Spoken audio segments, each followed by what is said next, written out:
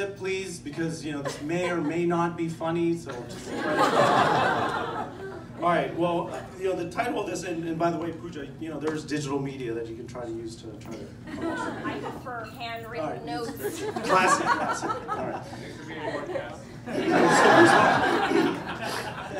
So first off, I do want to thank Pooja for arranging this whole night. This is never been on top of Boston or under Boston. Well, the Big Doug, whatever it is called. So anyway, this is beautiful and great work setting this up for what will be a very memorable night for so many of us, and maybe not so for some of us because you just might not remember what happened. That's you, B. Oh, yes. Yeah, KAS kind of knows more. So I've met KAS back in undergrad when I was in grad school. KAS was in grad school at the University of Pittsburgh. So this dates back about 23 years ago, so more than half your life there. And this was pretty much soon after you docked from the boat. Day two, I met this guy. There's a lot of folks I know that have docked from a boat before also. I mean, my parents have and all. I need bifocals or something. Okay. So KAS, you are truly one of my top 10 friends. Truly, yeah. I'm pretty sure top 10, yes, top 10. Okay, maybe top 8, top 10. So since I've known KAS for so many years, there's been many stories that we've shared. I'm probably going to pick the worst ones. They're not going to be the risque ones, but there's a lot of stories. So I didn't want to take too much time, but I'm going to try to share 4 stories. I feel like the first one's not that great, but whatever. I'm going to go with it. So a lot of our friendship has been based around Seinfeld. So everyone knows Seinfeld. So it's just a lot of stupid humor, stupid things that happen. And because we're also both Indian and I'm Gujarati, some things have to do with like saving money. And so I'd like to start my stories with titles, just like titles of episodes of Seinfeld. So the first one, I'll call it Super Size Me. Super Size Me? What the heck is he going to say, right? So in Super Size Me, so KAS and I ventured off to Walmart. And this is when KAS first came off the boat. He's looking for his essentials. He gets his soap, he gets a dish, he gets a towel, and he's looking for comforters. Comforters, not like a person, but although he wasn't seeking that as well. But a comforter. What? Actually, I didn't even write that one down. But comforters, so there's like all kinds of comforters. There's blue ones, there's white ones, there's striped ones, there's big ones, there's small ones. So actually, I was also with my younger brother, and he was much smaller, but we identified this perfect comforter, and the comforter would fit perfectly with a dorm-sized bed, which is pretty narrow. These days we could barely fit shoulder to shoulder on one of these things, but it was a pretty small comforter, or pretty small bed. So we figured, okay, KAS is like, this is perfect, a twin-size comforter for about $18.99 or something, right? It's pretty cheap at Walmart.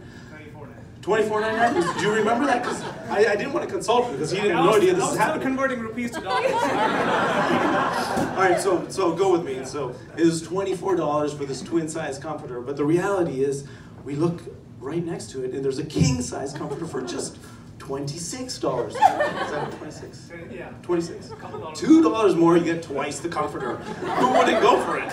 So we're like, KAS, we got to do it. We got to get the bigger comforter. We got the bigger comforter.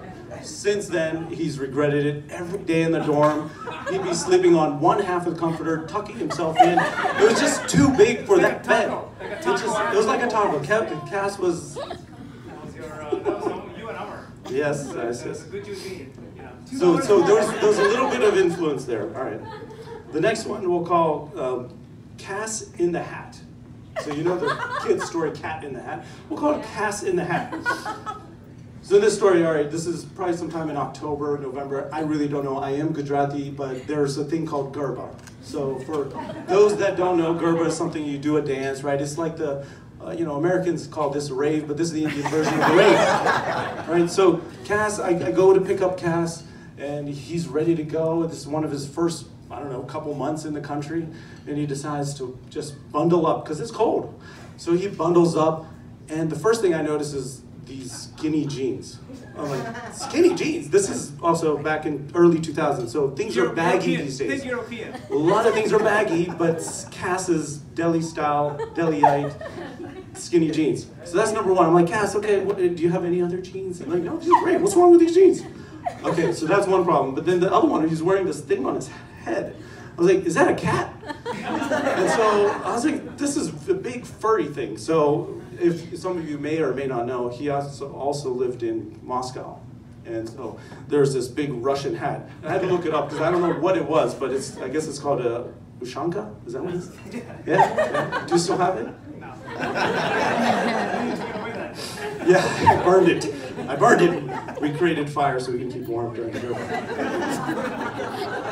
So, all right. I want to see a picture. All right, the third one. I debated what to call this, but being that we're in Boston, I called it the happy ending.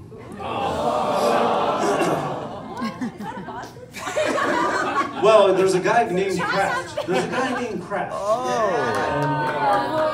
Anyway, all right, so now you guys might be thinking, what is this happy ending thing? Okay, I'll tell you about it. So KAS is hungry one day. What does he do? It's during lunch. He decides, and okay, in this story, I'm actually not part of it. It's just one of these stories that KAS come into America. Yeah, it's okay, don't worry about it, don't worry. So KAS decides to go get lunch, and he goes to McDonald's. What does he order? A Happy Meal. Because he's like looking at this menu, it's got all kinds of stuff on there, and this one thing says Happy Meal, it's going to make you happy. That's what he felt like. He's like, I like that. So he went for the Happy Meal. So he gets the Happy Meal. The lady at the other side of the counter says, you have the choice of this toy or that toy. And KAS is like, no, what do you want? I don't need a toy. So KAS. Little did you know. Little did he know, years later. Pick one. I picked a purple one. Okay, so he did pick a toy. He went with it. He was confused. He didn't know why. He consulted me after. I said, KAS, Happy Meals come with something that's happy, makes you happy.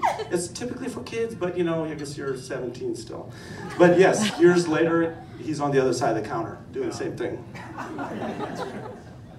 All right, so the last story, I do have a few more, but I'll trim it. I'll call it the Little Red Corvette. So this is when, so a few months later, KAS decides, hey, I need to get around campus. I'm living off campus, I need a car. So what does KAS get? Not a little red Corvette, but a little red Chevy Cavalier. And that Chevy Cavalier, he spotted in the newspaper. Back then, the internet was a little weak, right? But so KAS and I go to this lady's house. Was her name Janice? Tyrone? Janice Tyrone. Janice Tyrone. So we go to Janice Tyrone's house somewhere in the hood of Pittsburgh, and it was a dark night. A lot of hills, very dark. No spotlight, no street lights, it's just dark. And we're like, we don't even know if the car's red. But we check out the car, she's showing us a car, look, the headlights work.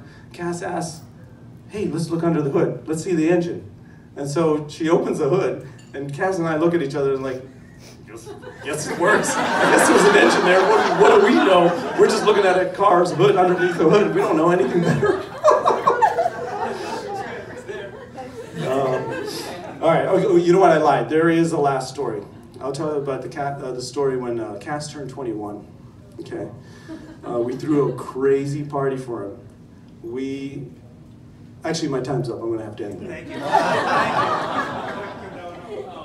Say it. Get me a drink, buy me a drink, maybe you might hear some stories. All right, the last thing, I do want to make a toast. I don't have a drink, but no, I won't do something with this. So the toast will be, like to make a toast. So KAS turning 40, it's been many years, 23 years. I was looking up, what does it mean what does friendship mean, right? There's so many different things out for friendships, but I wanted something to resonate between myself and KAS, and I think this sums it up. The most beautiful discovery true friends make is that they grow separately without growing apart. So, being so far from Boston and California, I felt like that summed it up, and anyway, I wish KAS the best 40th and many more years to come.